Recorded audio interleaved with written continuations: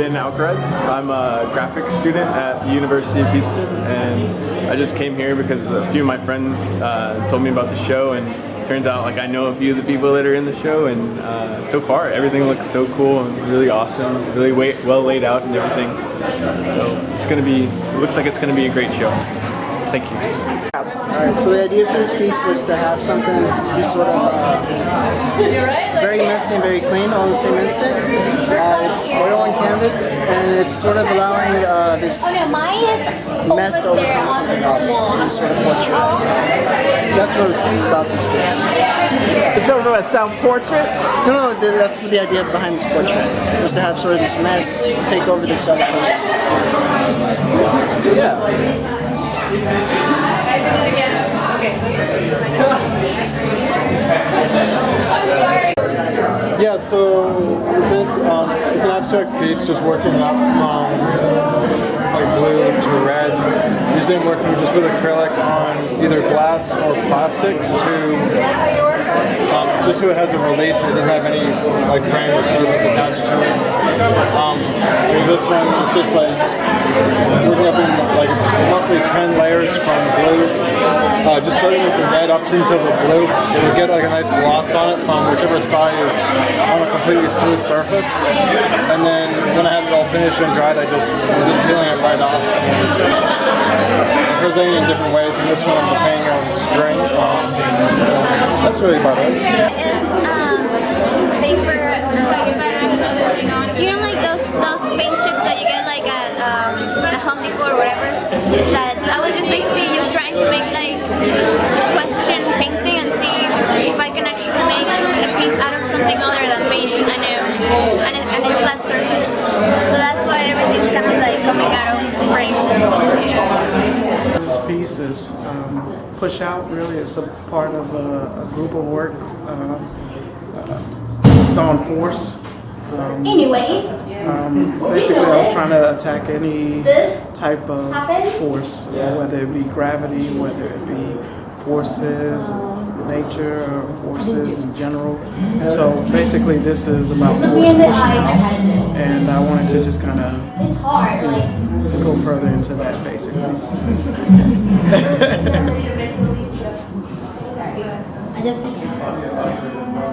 Yep, it should have that. That's something you ought to approach the counselors to see if there's something they can't get put together. Yeah.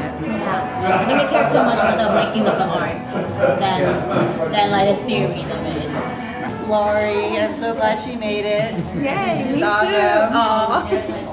It's wonderful. So you can give a comment. This is kind of our guest book. Oh, I'm just so excited to be here and see all the wonderful ideas, and it's so inspiring, creative. Okay, yeah. Thank you. Look, Ben's grouping. The idea that people could go back in time, they kept all these memories, and she painted them. It's terrific. What a good idea. Kind of like an oral history of them. Yeah, there she is.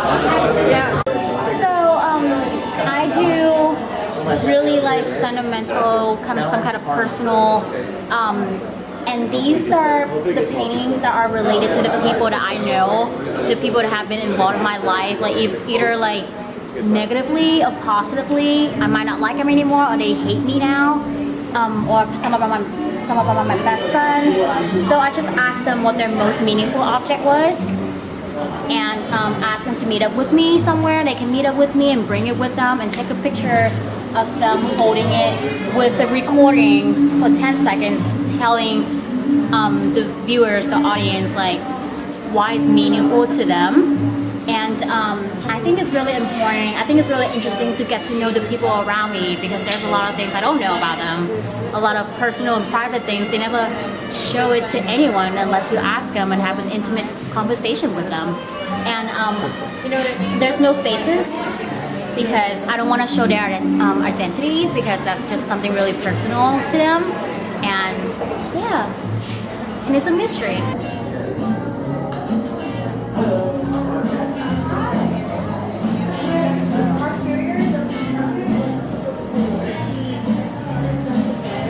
I I do actually enjoy that painting right there, though. I think it's brilliant. I think it's brilliant that you can actually see like I feel like you can see the electricity coming off of it. It's magnificent. If you go close to it, like you can see the red and the green and the fine detail in it. That is by far my favorite that I've seen in here so far.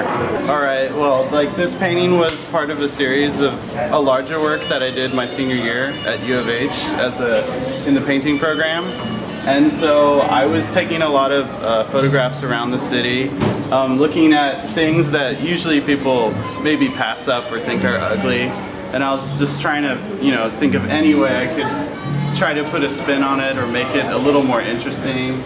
And so I was really just, fascinated by wires and things that are really common in Houston. So this is, part of that series. And just seeing what I can do with, paint, and that's pretty much where my mind was at the time. So.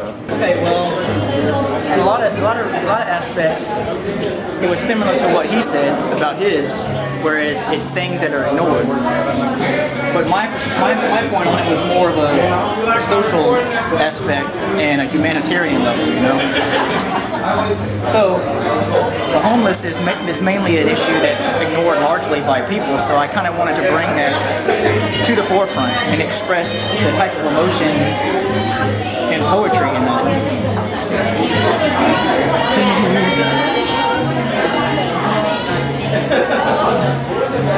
A rendering of Madisine bottles and sport bottles in the such for tattooing, except the one thing is it's actually tattooed onto raw canvas. So, former high school student at Westside, and here to see her graduating from U of H is just the most wonderful thing. It's great to see. I guess the idea of death as just kind of very vague but very heavy thing that's kind of quiet at the same time, So it's coded and shrouded, but then what makes it draw you to it, kind of scared of it, is the fact that it's mysterious and it's like this thing. So covering with like this wrap is kind of very strong to me. The fact that it kind of quiets it down and makes it kind of like silent, but it's still death. It's still kind of there in your face, but it's almost sacred in a way. And so I think that's really all it is. It's kind of vague, but that's the general gist of it.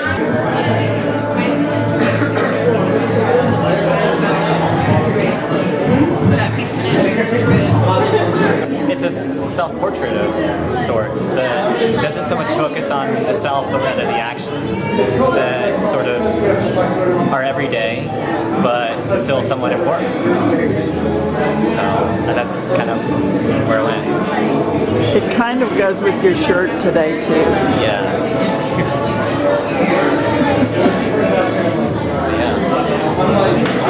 I like it a lot. I really like this painting, actually. It's really neat that, the top of it's white, but you can see so much more through it. So, yeah, it's great.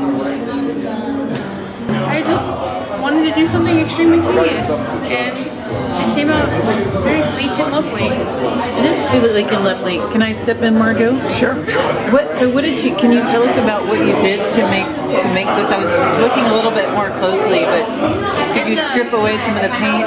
It's actually a painting I found on the side of the road, and it's actually layers of gesso on top of it. Just gesso. Watered down gesso. Okay, that makes sense. Cool. It's really nice. It reminds me of trees at sunset.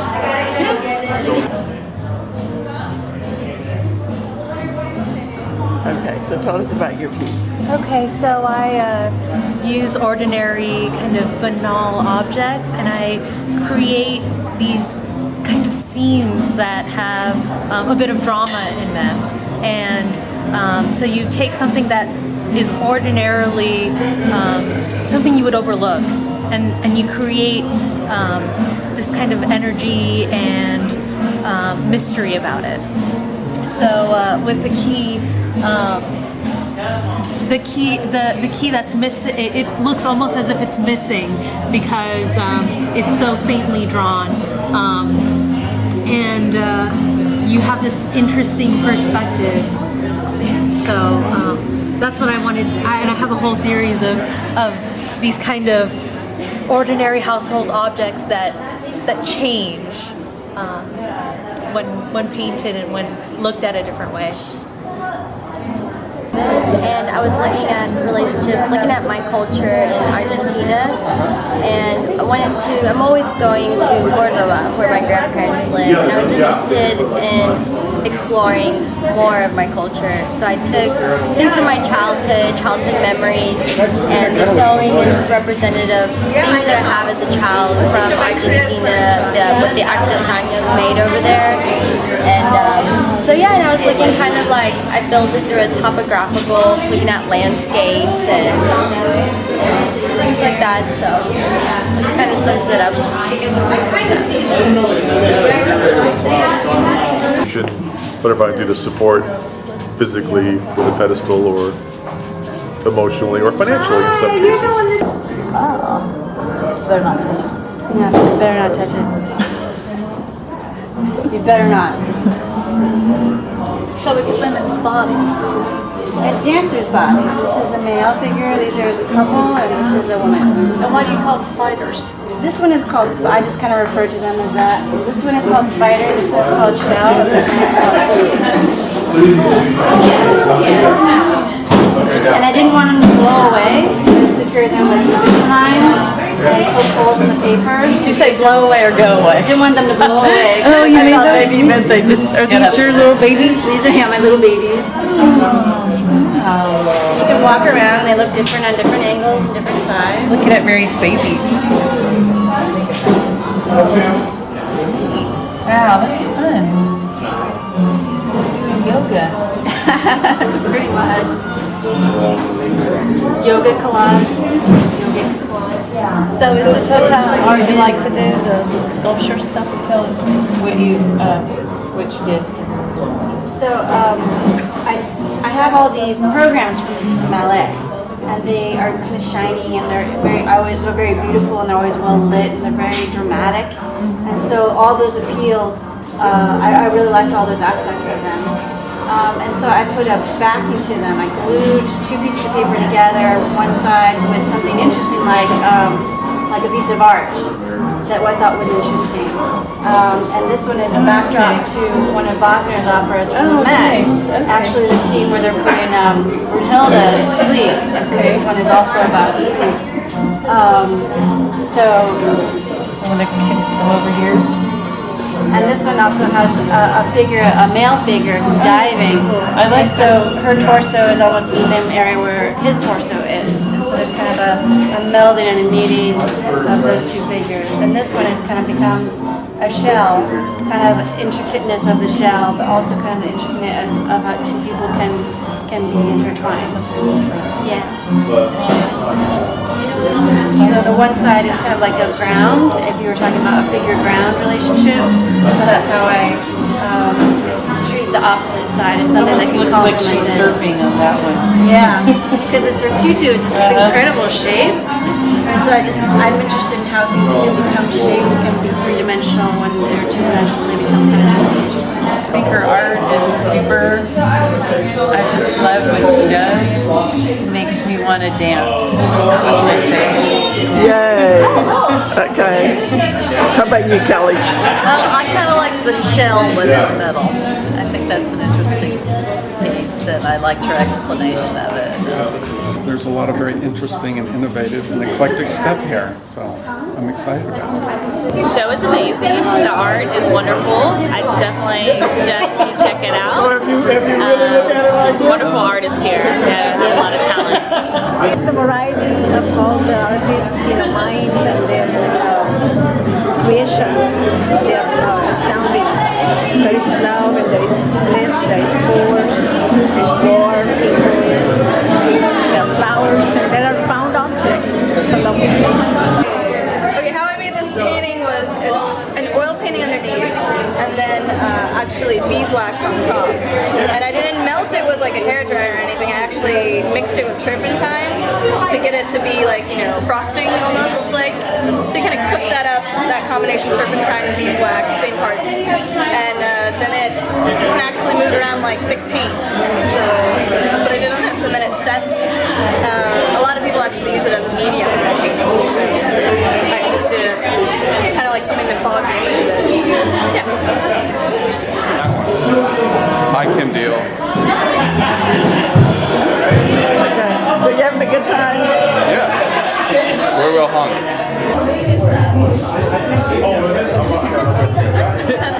I think it's really great. Really great. I'm really satisfied with the amount of work and the different styles that have just been unloaded on me.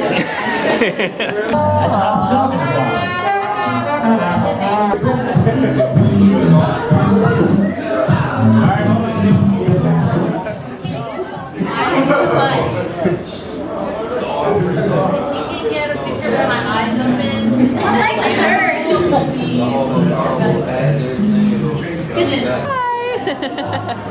Congratulations, it's a beautiful show. Thank you. We're also pleased with how it turned out, and everyone's work, I think, really showcased it, highlighted beautifully in the space. So thanks for coming. With the choices that they made, I think they were really wise in keeping the scale limited so the show doesn't feel overhung at all. They're really smart about the pieces that they chose to hang on the textured wall, the concrete wall, and then the pieces that they chose to hang on the really clean wall. A really beautiful hanging job. And then they did this really interesting thing where the work is kind of shifting up and down. So it's not just what we're used to in the white cube, and I think that adds a lot of interest to it. They did a great job. Yeah.